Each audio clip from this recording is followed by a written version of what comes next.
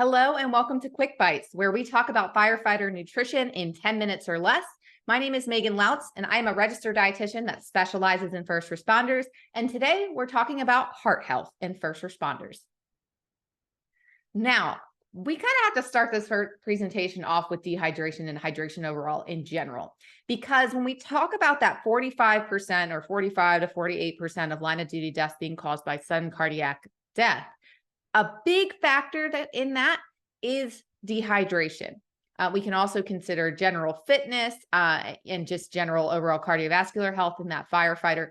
However, where we see the higher risk for sudden cardiac death is during fire-related calls. And of course, we know that 1 to 5% of calls are fire-related, but 30% of those cardiac events occur during or after suppression. So you're at a 10 to 100 times risk of a cardiac event on the fire ground or at the station after fire suppression. And part of the reason for that is heat, high intensity work, wearing gear increases cardiovascular strain. As you continue to do that high intensity work in the heat, you start to get more and more dehydrated, the blood volume goes down. Therefore, your heart rate has to go up to compensate for that. Your heart has to work harder by increasing cardiac output. And then we also see an increase in body temperature, primarily because your skin can't allow for sweat evaporation. So your body temperature is unable to be, as well regulated if it was without gear. But of course, you need that gear to prevent protect your body from the heat. If you stay hydrated and you consistently rehydrate during the day in general, but also on the fire ground, we can see boosted plasma volume, which will regulate core temperature better and reduce the overall strain on your heart. So hydration is before you even get on the fire ground realistically.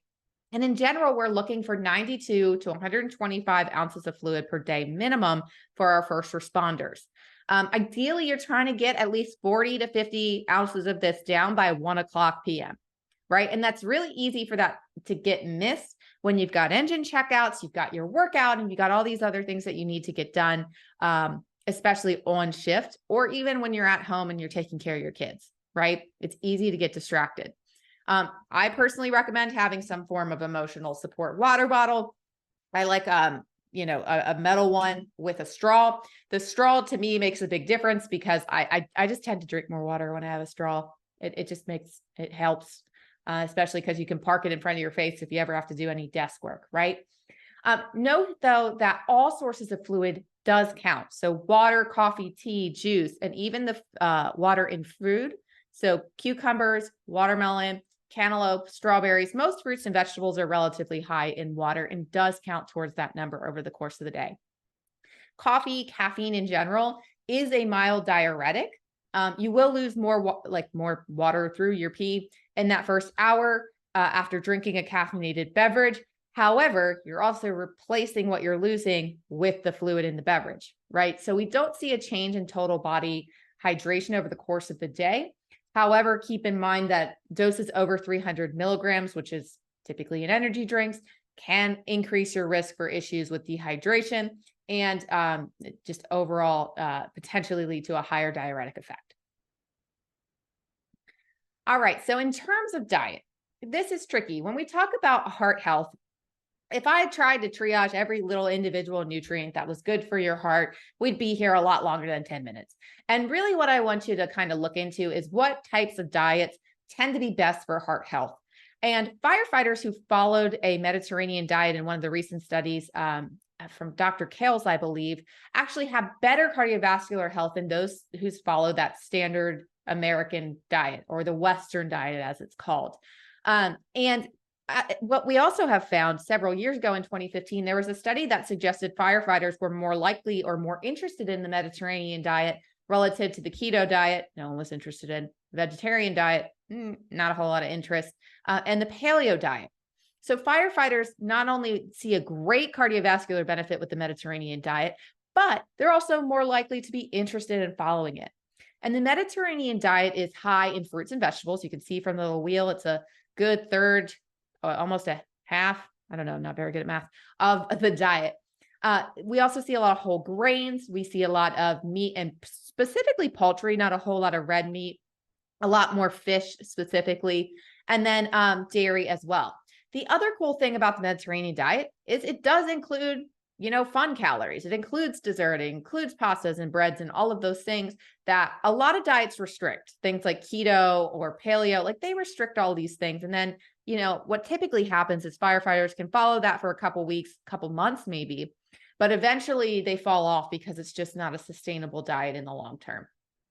Now, we can also find that the Western diet, the concern here is there's really not a whole lot of fruits and veggies. You can see it's a very small slice of the pie. It's primarily lots of high-fat meats, high-fat cheeses, desserts, chips, snack items.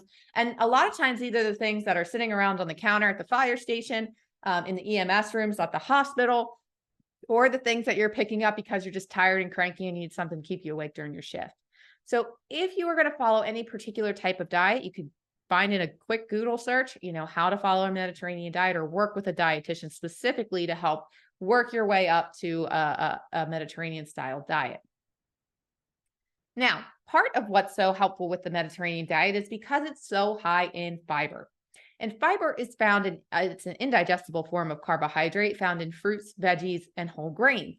And the big thing with fiber is it helps keep you full, which is a big concern for a lot of my first responders because they seem to be or feel like they are hungry all the time.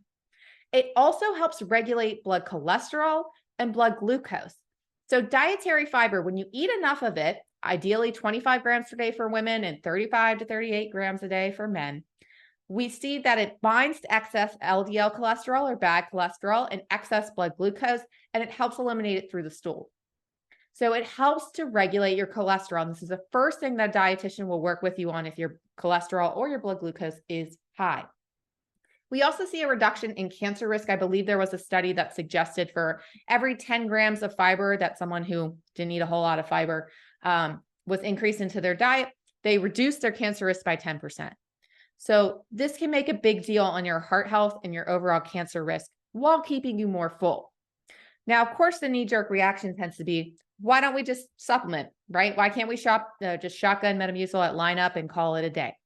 Well, Metamucil, it can be a good tool. Psyllium husk fiber is, the main product in Metamucil. And yes, it can help reduce your cholesterol. But also keep in mind, you're not getting all the antioxidants and health promoting benefits in addition to the fiber if you're actually eating plant-based foods. So typically what my recommendation is to focus on eating more plant-based foods. You can get these through nuts and seeds. Even popcorn is considered a whole grain. There's like a fruit leather, fruit roll-up kind of style thing, Kind's Pressed. It's kind of adult version without any added sugar. Dried fruit, coleslaw veggies, smoothies, all of these things can help boost your fiber. Now, when we're trying to improve our heart health, my suggestion is to try and focus on what you can add, right? I do have what you can cut back on because this is something that, yes, you should focus on. But when people hyper focus on what they're not allowed to have, what typically happens is they end up overdoing it later down the line. So again, the things that we're trying to cut back on, the bacon, the sausage, butter, higher fat dairy, sugar, refined grains, and alcohol, the higher intake, if you're on a higher intake of this side of things, so we see a lot higher risk for heart disease and cancer. It also tends to just not make you feel so good, right? The things that we're trying to eat more of are things like olive oil, nuts and seeds, low-fat dairy, fatty fish, which is high in omega-3s and really great for the heart, whole grains, and then fruits and veggies for that fiber, right? So the more you can get that into your diet, the better you tend to be off for a heart health standpoint.